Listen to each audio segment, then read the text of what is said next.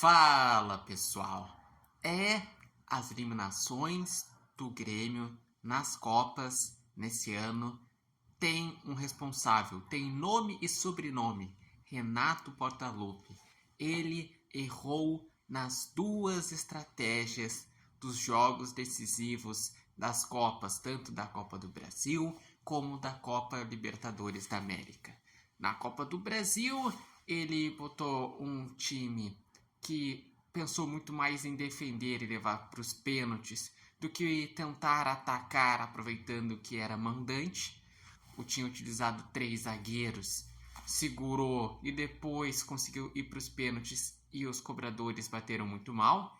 E contra o Fluminense a situação foi ainda pior, porque contra o Fluminense o Grêmio ele tinha a vantagem do jogo de ida, ele tinha todos os jogadores à disposição descansados, ou seja, ele poderia ter começado com o Cristaldo, o Monsalve, com o Cristaldo e Monsalve, mas não. Ele botou 2 volantes, mais 3 zagueiros, para tentar segurar o Fluminense e tentar num contra-ataque atacar com os 3 atacantes que tinha, que era Pavon, Soteldo e Bright White. Mas, como pegou um time que toca bem a bola, um time que ia pro tudo ou nada como o Fluminense, e um time que tem qualidade, porque não seria o atual campeão da América se não tivesse qualidade, o Fluminense simplesmente amassou o Grêmio na primeira etapa. Foi 2-0, fora os ameaços, porque sai um gol de cabeça, com o Grêmio tendo 3 zagueiros, ninguém acompanhou o Thiago Silva. E depois tem um pênalti que o senhor Dodge vai lá e comete. E o Fluminense com o Arias vai lá e converte o pênalti. Chegou a estar 6 finalizações a 0 na primeira etapa. Daí quando o Renato viu que ele estava errado, ele mexe no segundo tempo. E, obviamente, o time vai lá e melhora. Ele bota Cristaldo e tira um dos 3 zagueiros. Ele tirou o Kahneman. Ele bota o Gustavo Nunes no lugar do Pavon. E o time começa a crescer.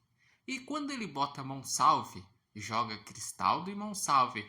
Algo que ele tinha dito nas coletivas que muitas vezes não poderia jogar Cristaldo e Monsalve devido às questões táticas, que ele, que é pago para pensar, ele sabe por que não escala os 2 juntos. Na hora do desespero, ele escalou e, inclusive, foi o Monsalve que deu assistência para o Gustavo Nunes, que foi o jogador que entrou na segunda etapa, para o Grêmio descontar e, com esse resultado, estar levando para os pênaltis. O Grêmio, mesmo tendo feito o gol, não conseguiu impor uma pressão e, inclusive, se escapou na reta final de tomar o terceiro gol.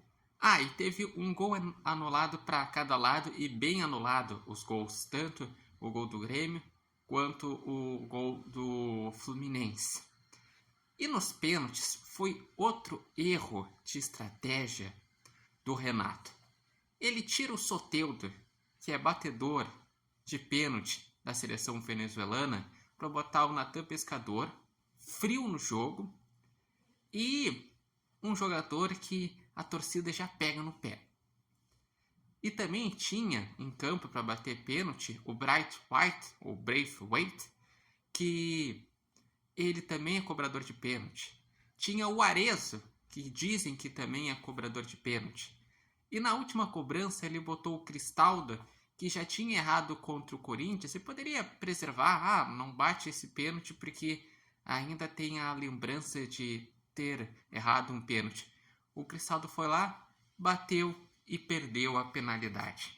Ou seja, o Grêmio mereceu ser eliminado, os números mostram isso, porque o Fluminense teve muito mais volume do que o Grêmio.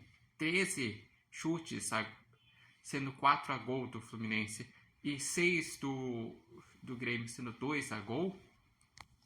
Sendo que se a gente pegar os 180 minutos, tanto no jogo de ida como no jogo de volta, o Fluminense teve um maior volume, teve mais iniciativa.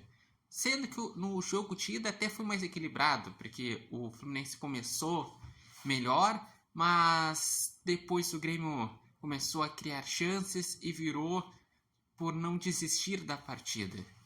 Mas nesse segundo jogo, olha, parecia que o Grêmio veio para jogar por um 0 a 0 ou tentar fortuitamente achar um contra-ataque. E quando viu que estava 2 a 0, se perdeu o Grêmio. E agora resta ao tricolor gaúcho o Brasileirão, que está brigando contra o rebaixamento. Grêmio que vem numa recuperação no Brasileirão, porque em 5 jogos fez 13 pontos, daí perdeu no final de semana preservando para esse jogo. E agora são decisões para fazer os 45 pontos e se escapar do rebaixamento. No final de semana, inclusive, joga contra o Criciúma fora de casa. Mas vocês, o que acharam dessa partida? Quem foi o destaque? E quem foram os principais culpados? Deixem aqui os seus comentários. Acompanhem o repórter Matheus Wolff no TikTok, no YouTube, no canal do YouTube é o repórter Matheus Wolff, e no Instagram.